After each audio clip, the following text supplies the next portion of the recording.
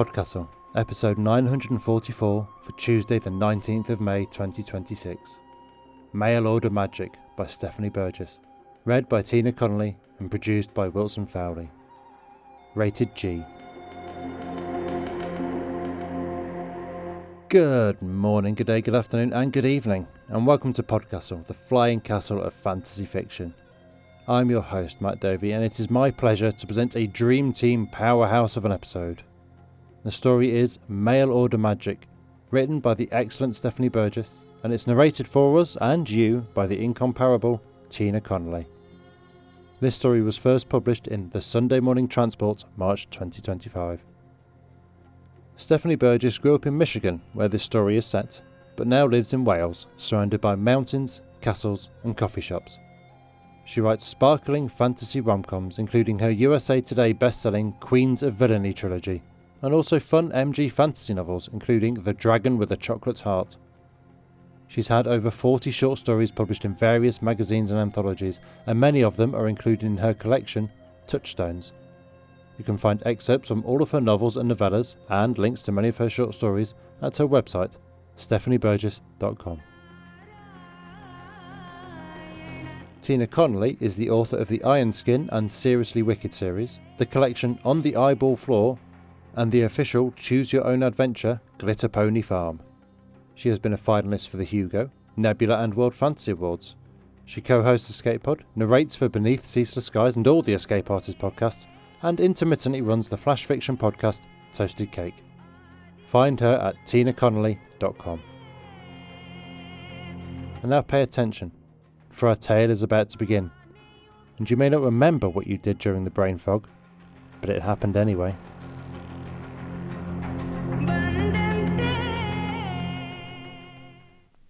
Mail Order Magic by Stephanie Burgis. Narrated by Tina Connolly. Shopping online during a bout of brain fog was a terrible idea. Unfortunately, like everything else Haley Bent tried to carry, common sense had a habit of slipping from her grasp whenever she was trapped in that state of thick confusion. I can't take this. Standing in the open door of her grandmother's ramshackle wooden house, Haley stared at the delivery man, who waited for her to accept a barred crate from his hands. His van was still running on the street beyond her overgrown lawn, the driver's door hanging open. I'm sure I didn't order it. Almost sure. I ordered, Desperately, she searched her memory of the week before. She'd been crashing badly, stuck in bed for 2 full days, except when she'd managed to shuffle crawl to the kitchen or bathroom, and unable to do any of the house clearing she'd planned. Between her aching boredom and desperation to accomplish something, she'd thought she could, at least, make progress in decorating the run-down exterior of the house she'd inherited. As she'd browsed online, her gaze had landed on an image of wings and magic, strength and protection. A stone griffin, she said triumphantly. A nice statue to cheer up the yard. That was it. Not... Her gaze landed on the impossible creature sleeping in a padded basket inside the delivery man's crate. This. As if in answer, the baby griffin, around the same size as a house cat, snorted in its sleep. Breath whiffed from its sharply curved eagle beak onto the thick white feathers of its closest folded wing, while its leonine tail curled even tighter around its small, gold-furred body. Sorry, you have to take it up with the seller. Setting down the crate, the delivery man stepped back and snapped a confirmation photo. But there's been a mistake. You don't understand. I can't. Admitting her limitations to friends made her queasy. Discussing them with a stranger made her burn with humiliation. Still, Haley forced herself to continue.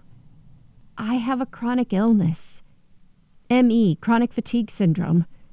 Depending on the day, I might not be able to leave my house. I can't even commit to taking a dog on walks. There's no way I can look after some magical creature.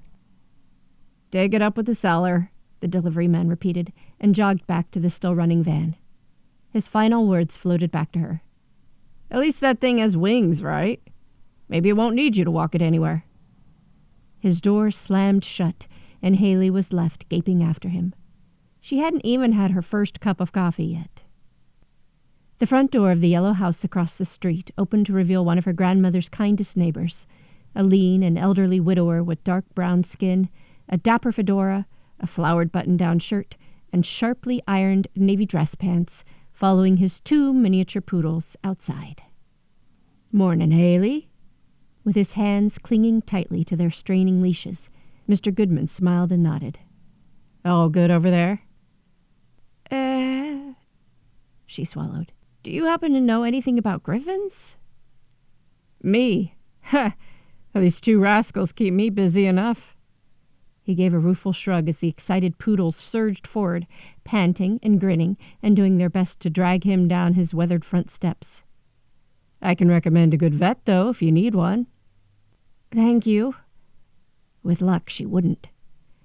For now, she waved him off, and then knelt to pick up the crate, ignoring the familiar dizziness that came with the movement. Time to figure out another new challenge. Haley had been so sick with her first, seemingly endless round of COVID that she hadn't followed most of the news back in mid-2020.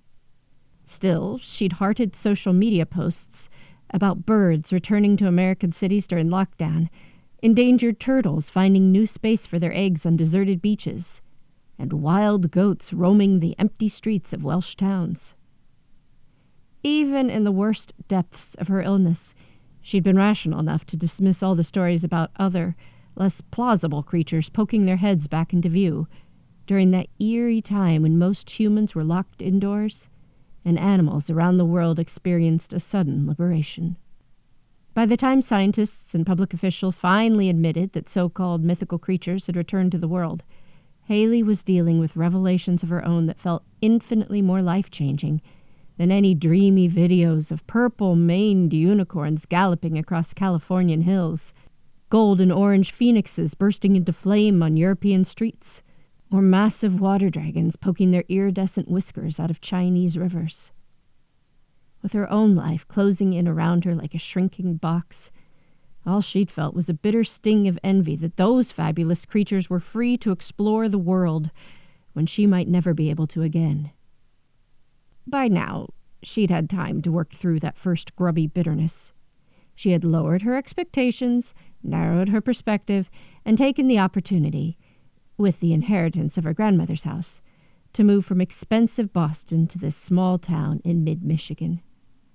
Without any rent to pay, she could just about afford heating bills and local prices with the income she made from part-time remote work, all she could manage anymore. In fact, everything in her life was managed and balanced with painful care. "Everything but you," she mumbled, as she set down the crate on the battered old Formica table in her living room, surrounded by piled stacks of yellowing newspapers, old magazines, and outdated cans of her grandmother's food. She opened her laptop beside the crate to hunt through her emails for a purchase confirmation. A "currently closed" notice filled the screen of the online shopfront where she had bought the stone griffin, but she found a tiny "message the seller" option hidden in minuscule text. She was halfway through typing her message when eep, eep, eep. Haley had been living alone for so long that she jerked uncontrollably at that sudden series of chirps, and found herself staring directly into the griffin's golden gaze over its predatory hooked beak. It should have looked fierce and off-putting, a wild and dangerous, unpredictable mythical animal in her space. She should have inched her chair away, grateful that it was safely caged. Instead, her mouth fell open as the griffin cocked its eagle head, staring back at her with open curiosity. Deep inside its gold-furred, lion-cub chest, underneath its top layer of white feathers, a low, rumbling purr began. It flexed the claws on its big front paws and began to knead its padded bed like a cat. "Oh," she breathed. "You are gorgeous, aren't you?" The purr strengthened. Obviously, it made no difference how friendly this griffin was.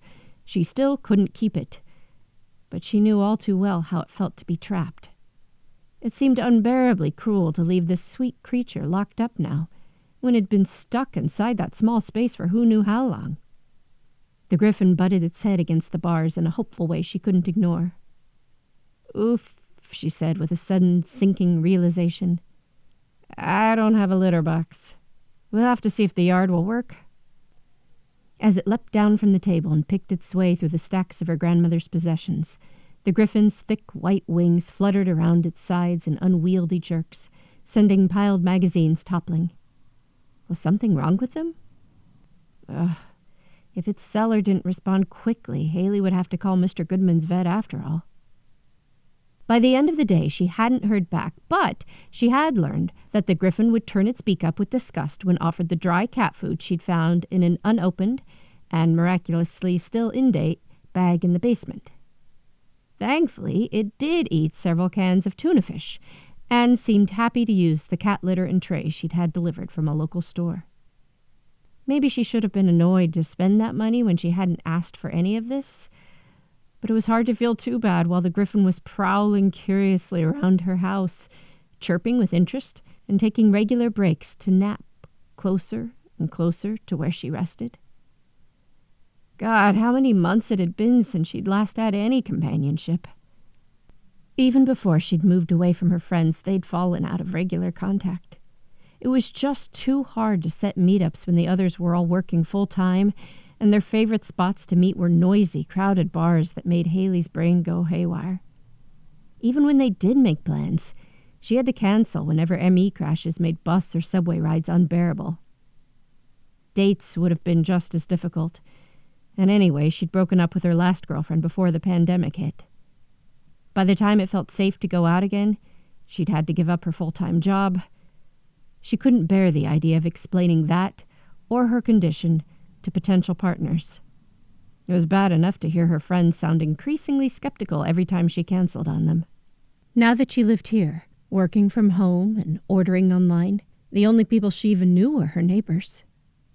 So, she was on Mr. Goodman's porch the next morning to get his vet's phone number. She was in a rideshare with the griffin, in its crate, by noon, and 10 minutes after their arrival, a vet with a high brown ponytail and a delighted expression was opening the crate on an exam table. Wow! We haven't seen any of these here before. Oh, Haley slumped. So you can't help? It had taken so much effort to get here. Oh, I didn't say that. The vet, whose cheerful yellow name tag read Dr. Tessa Lopez, winked as she straightened.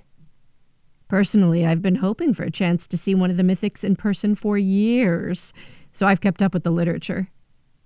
Here now. Dr. Lopez clicked her tongue invitingly, and the griffin stepped daintily out of the crate. She sure is confident, isn't she? She? Well, I'll have to make a check before I'm sure, but called an educated guess. Yes. The vet ran her hand lightly over the griffin's furry body, stopping to scratch at various points, and the griffin purred into the contact. The first thing I can tell you is this isn't a baby. See those gorgeous white feathers? She's outgrown the downy gray phase, and she's well on her way to adulthood. She is, Haley said, but she's barely the size of a house cat. I thought adult griffins were the size of lions. The big ones are. But this one's a stone griffin. She's still a juvenile, around a year old, I'd guess, but she'll grow to the size of a female Maine Coon cat. Dr. Lopez held out her arms in demonstration. That's why these ones are being trialed as house pets, but they're still super rare. If I may ask, how did you come across her? Haley winced. I thought I was buying a statue for the yard. You thought... The vet's brown eyes widened, and then dimples formed in her cheeks as she clearly fought to hold back laughter. Oh, the name! Stone Griffins, of course. Yup. Haley clamped her lips shut before she could dive into sad excuses. Still, she couldn't help noticing just how appealing Dr. Lopez's eyes looked, bright with amusement.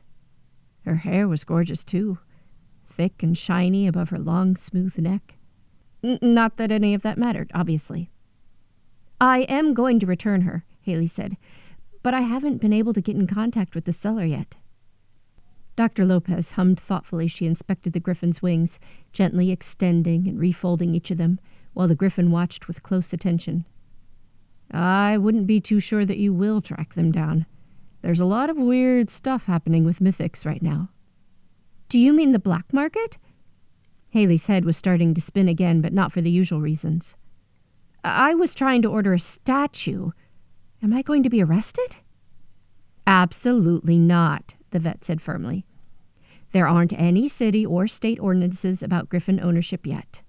Local governments are still trying to catch up, and of course, most of the mythics in the spotlight are pretty far off household pet material. So, should I be calling a wildlife rescue organization? She's definitely not wild, Dr. Lopez said. Judging by the sweetness of her temperament and her confidence with humans, I bet she was raised indoors and treated well. But it still wouldn't hurt to have a bird specialist take a look at these wings. I have a friend who does eagle rehab near Grand Rapids. I'm sure he'd be happy for you to drive over for a free consult. Right. The thing is... Swallowing, Haley forced herself into honesty. I don't have a car, and I can't drive anyway. I've got a chronic illness. ME/CFS? It's... Dr. Lopez's head jerked up. Oh, hell, I'm sorry to hear that. My cousin has ME ever since we were kids. It's an awful condition. It kind of is, yeah. Haley let out an awkward laugh of mixed embarrassment and relief. Had anyone ever reacted before with such matter-of-fact understanding? Anyway, don't worry about the driving. If I tell my friend you've got an actual griffin he can look at, he'll be on the road to you in 5 minutes flat. Do you mind if I share your address with him? That would be great. Were things actually allowed to be easy? Perfect. Dr. Lopez nodded firmly. In the meantime, let's set up a feeding plan and see which shots this girl should get. By the time Haley got home, her head was whirling with fatigue and her legs were going numb. As soon as she'd freed the griffin, now tentatively called Mia, from the crate, she staggered back to her own bed, hanging onto the wall along the way to keep her balance. Any griffin damage to the living room would just have to be fixed later. But her eyes hadn't been closed for long before a soft thump on the end of her mattress signaled that Mia, too, was ready for a nap. Haley fell asleep with the griffin curled warm against her, one wing spread protectively over her legs. She slept better than she had in weeks. Hours later, she woke to the pealing of her doorbell. The darkness outside the window made her jerk upright. She usually struggled to sleep for longer than half hour at a stretch, so it hadn't even occurred to her to set an alarm. Still, she felt surprisingly well rested now, a little wobbly around the edges, but refreshed and able to move around with ease. Mia padded with her to the front door, where they found Dr. Lopez standing on the porch beside a tall, skinny, red-headed man whose eyes widened in cartoonish amazement behind his glasses at the sight of the little griffin. "Oh, my God," he breathed, dropping to his knees. "She's beautiful." "Hi, Haley." Dr. Lopez gave a rueful smile and a half-wave. She was wearing a vivid red jacket against the chill of the spring evening, and she'd let her hair down to form a glossy wave over her shoulders. "I'm sorry to burst in on you like this, but when I told Leo about your surprise delivery, he couldn't wait to see for himself. I did try to call ahead, but I left my phone in a different room. I never heard it ring. But it's not a problem, honestly. I appreciate the help." Haley started to wave them in and then stopped. "Oh, crap. I'm sorry, Dr. Lopez. I have to warn you, this place is a disaster zone. I'm trying to sort out my grandma's old stuff, and it's been a few months since I got here, but, well, it's a pretty epic challenge." She'd been so crashed out from the cross-country move that it had been weeks before she'd even managed to get started. It was humiliating. Her parents always asked about her progress on every phone call, and then tutted at the news of how little she'd accomplished. But house-clearing took serious physical effort, and whenever Haley pushed too hard, she ended up brain-fogged and flat in bed. "Oh, I get it. Everything's spread out for sorting, right? So it looks even worse than it did in the beginning, and you want to torch the whole damn thing to be done with it?" Dr. Lopez wrinkled her nose sympathetically. "Don't worry, we've been there. Leo, remember when you and I had to clear out Tio Abuelo Alejandro's apartment, and we found that terrifying spare room packed with mystery meat?" "Huh?" Leo didn't even look up. His friend rolled her eyes. "In other words, Leo won't notice and I won't mind. Also, please call me Tessa. I'm here for myself, not on the clock. This was too interesting to resist. And look, I brought takeout as an apology for barging in on you. She scooped up 2 plastic bags from the porch behind her. At the sight of the small white boxes piled in the closest bag, Haley's empty stomach rumbled.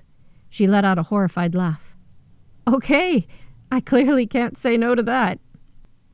Excellent start. As she stepped into the house, Tessa dropped a wink that... Wait, was that actually flirtatious? Warmth tingled through Haley's chest in irrepressible response. It felt surprisingly comfortable to settle in at the old Formica table, adding 2 extra chairs from other rooms and nudging piles of magazines out of their way. Leo was too absorbed in studying Mia to eat, but Haley and Tessa dug into a feast of chow mein, fried rice, mapo tofu, and more, while trading stories of student living and all-nighters fueled by takeout and endless coffee. Tessa's second plastic bag was filled with meat for Mia, bones included, in case she's like an eagle and needs the calcium. So the griffin ate her own dinner with contentment, while Leo admired every inch of her. God, I need a griffin, he groaned, interrupting one of Tessa's stories.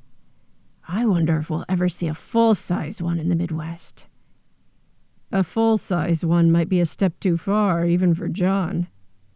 To Haley, Tessa added, You wouldn't believe all the wild birds Leo's partner has to put up with in their apartment. Is Mia a bird? Haley glanced down at the griffin, who was preening under Leo's observation, purring loudly. I mean, should I be thinking of her as essentially an eagle? Or a bizarrely well-behaved miniature lion? Which one is more true? That's the beauty of mythics. Who knows? Tessa's expression lit up as she leaned forward. We've barely scratched the surface when it comes to understanding how they work. As a vet, I can tell you they shouldn't. Just look at her. Birds and cats are completely different species. Their internal systems and needs shouldn't line up, and yet she's perfect. If her wings worked... Oh, they work, Leo said. She doesn't have full control over them yet, but there is nothing wrong with these beauties. So, does she need to be taught how to use them? Maybe by one of those birds you work with? Haley's throat tightened with a strange reluctance. Still, if it was what Mia needed. Leo looked wistful, but he shrugged.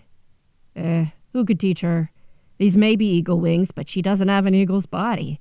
The usual methods wouldn't work because she's a solid chunk of mass with sturdy bones. There's a reason cats don't fly. Griffins shouldn't be able to fly, Tessa said. And yet... She stabbed her chopsticks into the air in punctuation. No one likes to use the word magic, but the more we learn, the harder it is to avoid. Why do you think I haven't been pushing you to turn her over to an authority? 3 years ago, that would have been my first response, but after everything I've read since then, there are no real authorities. The mythics are still too rare and weird. They're also seriously intelligent in a way we're not used to. And when it comes to stone griffins, no one even knows where they're coming from in the first place.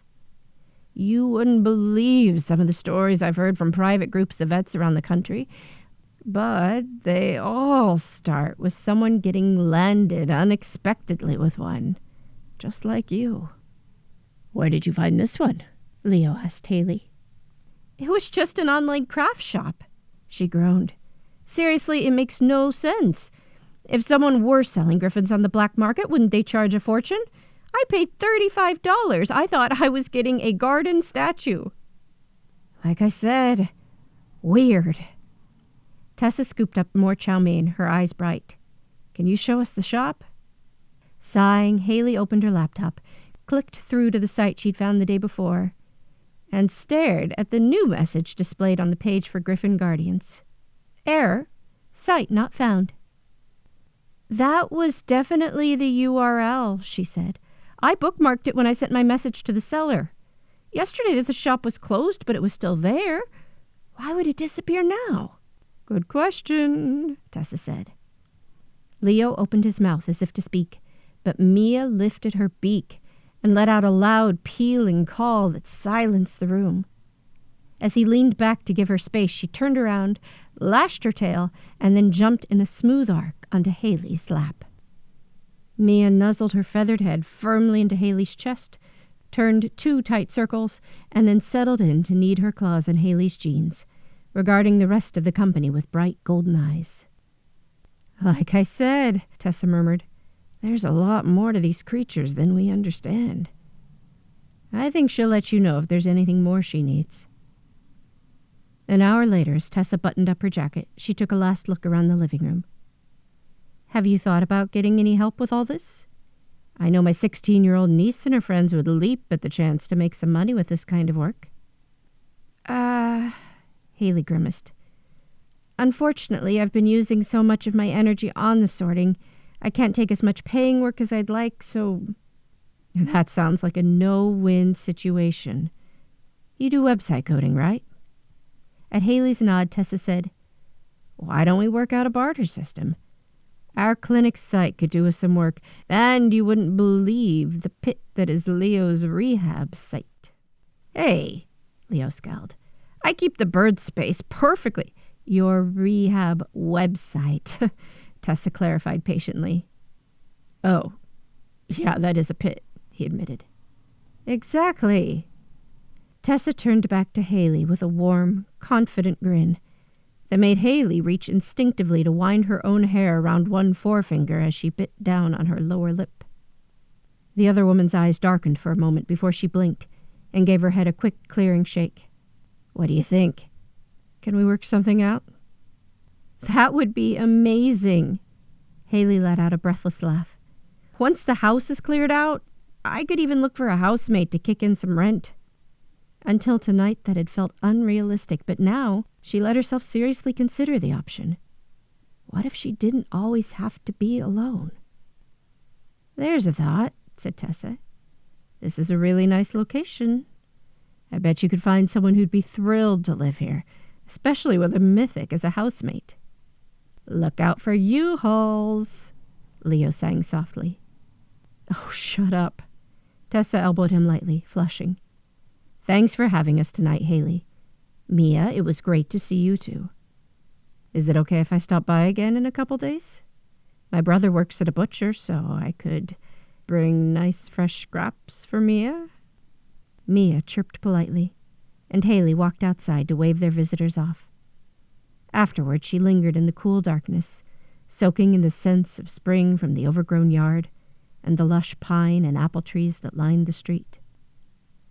As Mia padded out to join her, Mr. Goodman stepped out from his own small house. For once, he didn't have either of his poodles with him, but he was dressed even more stylishly than usual and carrying a wooden walking stick that would have suited Fred Astaire. "Evening, Haley." He lifted a knobbled hand in greeting. "All good over there?" "Actually, I think it might be." She shook her head in rueful wonder. "What about you? You're looking especially fancy tonight." "Thank you. I'm heading out on a first date." He grinned widely and twirled his walking stick. "Wish me luck." "I don't think you'll need it," she said sincerely. As his ancient VW bug drove away, Haley looked down at the griffin who sat beside her, gazing with calm interest at the night beyond. There was no leash or crate to hold Mia in place, but from the proud tilt of her beak to her comfortably settled body, she gave the unmistakable impression of someone who found herself exactly where she'd planned to be. "Magic, huh?" Haley asked softly. A low purr began in Mia's chest as she looped her warm, furry tail around Haley's closest leg. On her own, Haley still wasn't sure that she could manage everything she'd need for the griffin's care. If she could draw on the help of an actual community, though, was she being unrealistic? Impractical? With a commanding chirp, Mia tilted her head. Their gazes met, and a sudden vision, vivid and overwhelming, filled Haley's sight. Her grandmother's house finally turned into her own. New friends who understood her needs and her griffin. Tessa sprawled comfortably on the couch beside her, watching Netflix shows together in their pajamas on an ordinary night. And one final, perfect image that took Haley's breath away. Mia, with her white wings extended, rising through the air into a blue summer sky above their yard, while Haley, Tessa, Leo, Mr. Goodman, and a tall elderly woman Haley didn't recognize yet, laughed and clapped and exclaimed at the impossible sight. Another unexpected change had come to turn Haley's life upside down. But for the first time in a long time, she was ready to believe that miracles, as well as tragedies, could happen. "Come on," she murmured to her griffin as the vision faded, leaving only sweetness behind. "Let's head in." Her head was gently spinning after all the happy activity of her evening, and fatigue spread tendrils through her body, demanding rest. But even so, Haley was smiling as she closed the front door behind them.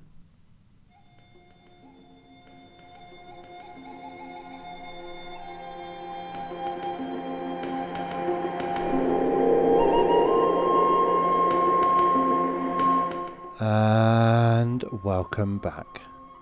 That was Mail Order Magic by Stephanie Burgis, and if you enjoyed that, then there is so much more for you to check out. From our archives, there were episodes 685, Love, Your Flatmate, and 303, The Wrong Foot, as well as flash stories in 378 and miniature number 2. There's also 2 stories at Pseudopod and 2 at Escape Pod. And then there's a decade and a half of short fiction linked on her website at stephanieburgess.com, a short story collection called Touchstones, half a dozen novels, novelettes, collections. There's enough to see you buy. For Mail Order Magic today, Stephanie said simply, "I've been living with ME CFS for over 20 years now, but Mail Order Magic is the first time I felt ready to write about it in a story." Thank you, Stephanie, for the story and, given that note, the vulnerability and courage to write it. Right, buckle in, big topic. Spent 3 hours reading and pondering how to talk my way into this one. The host notes, reproduced on the story post at PodCastle.org, will include a bunch of links for sources if you're so inclined. Let's go. Reliable statistics on ME CFS are difficult to come by. The UK-based ME Association posted an update to its estimated figures last year, saying, now, we feel the estimated prevalence of people with a potential diagnosis of ME CFS could be as high as 1.35 million in the UK, of which about 70% are long COVID sufferers that meet the criteria. That total figure is about 1 in 50 people, by the way. But here are the fun caveats, above and beyond the we feel and estimated and potential modifiers above. These are prefaced, in their article, with the shockingly blunt phrase, we don't know precisely how many people are affected by ME CFS in the UK today. Because ME CFS isn't always recorded correctly on medical records. There is no consistent diagnostic test, leading to varying rates of diagnosis regionally. And there is an historical pattern of underdiagnosis, particularly in minority populations and deprived areas. This all sounds frustratingly vague and uncertain for something that affects over 1 million people in this one country alone, doesn't it? Because ME/CFS, the first part standing for something scientific I'm not even going to attempt to pronounce out loud, but the second part, short for chronic fatigue syndrome, presents as, to summarise the awfully ableist majority view on it in a way that, trigger warning, I am deliberately phrasing as hurtfully as possible, just being lazy. And in our contemporary capitalist society mired so deeply in the Protestant work ethic that we can no longer smell the bullshit like a cattle farmer used to the stench, being lazy is not only the worst thing you could be, freeloader, slacker, idler, waster, it is an individual failure, and more than that, a moral failure.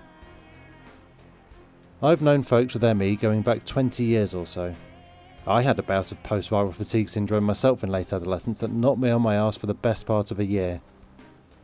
And anyone who ever mentioned it always did so with the air of a deer who had just heard your footsteps. As quiet as possible, primed to bound away and flee. It's a heartbreaking, learned response to so many people, especially medical professionals, thinking that ME is made up.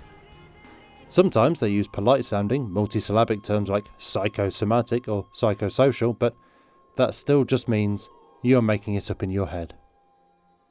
To be clear, more recent research is proving measurable biological abnormalities like neuroinflammation. It's not made up. It never was.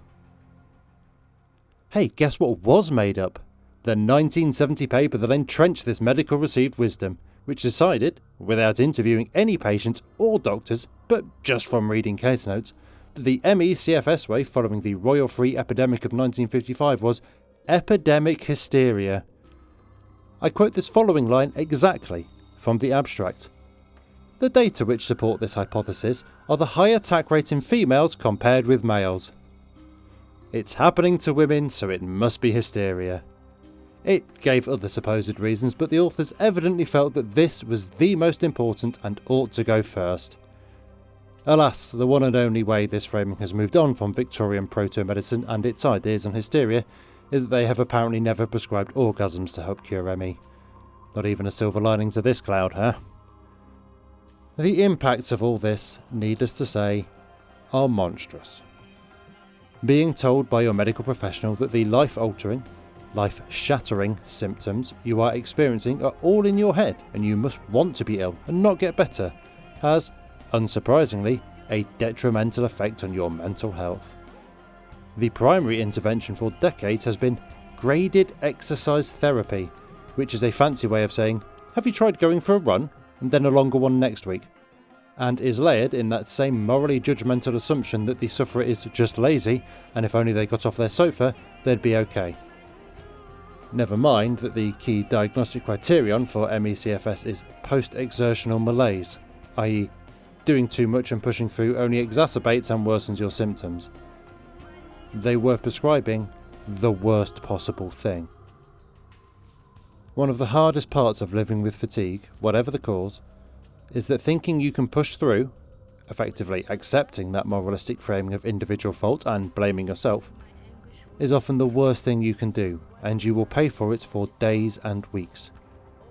You have to learn to preemptively curtail yourself so as not to overexert.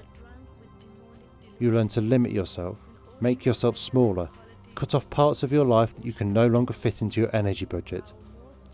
It becomes an act of self-imposed social and emotional mutilation. And all the while your doctor is telling you that this is all in your mind, and this is how you must want to live. My reading on all this as a topic led me to all sorts of places, including, inevitably, some articles on ADHD, another disability oft-maligned as moral weakness. Jessie Meadows, in their essay Reject Success, Embrace Wonder, which opens with the marvellous line, I don't have my shit together, and I'm not trying to hack my life. I have other priorities. Discusses failing with the ADHD life hacks they'd used in attempting to better align to society's idea of success, as if you can shortcut around your problems to make them disappear. It then includes this paragraph that, I think, is important enough to repeat in full. Because here is the painful truth. You have limits. You can't do anything if you just try hard enough. That is a capitalist fantasy, a clever kind of propaganda for an economy that relies on everyone continuing to work and consume. Self-hatred, anxiety and shame are powerful motivators, but I refuse to keep operating on such toxic fuel. You cannot wish yourself through a disability.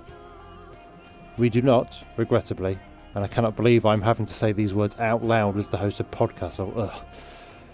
We do not live in a world where magic is real and reality can be bent by the application of will alone, even with a few fake Latin phrases and wiggly hand movements. You cannot shame someone into not having ME. You cannot get them to just try harder, because that will only make it worse. What you can do is understand and empathise and accept. Remove the shame from someone having to cancel plans at short notice because it's a low energy day, so then they're not expending further energy processing that shame. Don't judge someone for what looks like laziness. As per Dr. Devon Price's essay, Laziness Does Not Exist, people do not choose to fail or disappoint. No one wants to feel incapable, apathetic or ineffective. If you look at a person's action or inaction and see only laziness, you are missing key details. There is always an explanation. There are always barriers. Just because you can't see them or don't view them as legitimate doesn't mean they're not there. Look harder. Which is to say, in summary, and is something that in all honesty is not even connected specifically to the context we've been discussing, but just a baseline pass mark for being a decent person. Believe people. Believe them and support them in the ways they need from you. Because you don't need the fake Latin and wiggly hand movements for that to feel like magic to someone, I promise. That was our show for this week. On behalf of everyone at PodCastle, your co-editors Wanini Kamemia and Devin Martin, assistant editor Caitlin Zvanovich, audio engineers Eric Valdez and Wilson Fowlie, and our many wonderful first readers, Andrew Cahoe, Balawan Conte, Craig Jackson, Amalia Harrington, Habiba DeCubo, Julia Patt, Kieran Corsini, Tanya Barry, Tava Nova, Tierney Bailey, Zeev Witties, and myself, Matt Dovey. Thank you for letting us share another story with you. PodCastle has long survived on donations alone, and even though there's ads now, subscribing through our Patreon remains the best way to ensure we can keep bringing you one story told well. And if you subscribe at the $7 tier, you can get rid of the ads again. So if you'd like to support what we and the rest of Escape Artists do, please join our Patreon at patreon.com/EAPodcasts through your browser to avoid paying the App Store fees. Prefer another method? There are details for supporting us via Twitch, Amazon Prime, Ko-fi and PayPal, all on escapeartist.net. Or you can reach out directly by email at donations@escapeartist.net with any questions, and someone will get back to you. The legal bit. PodCastle is part of the Escape Artist Foundation, a 501c3 non-profit, and this episode is distributed under the Creative Commons Attribution, Non-Commercial, No Derivatives 4.0 International License. That means you can share it, and please do, but you cannot sell it and you cannot change it. If you want specifics, check creativecommons.org. Our music is by Shiva in Exile. We'll be back next Tuesday with another fantastic tale. In the meantime, you might care to check out our sister podcasts, Escape Pod for science fiction, Pseudopod for horror, Cast of Wonders for YA speculative fiction, and Cat's Cast for speculative cat stories. If your heart belongs to us, though, we'll see you next week. Be safe and be kind.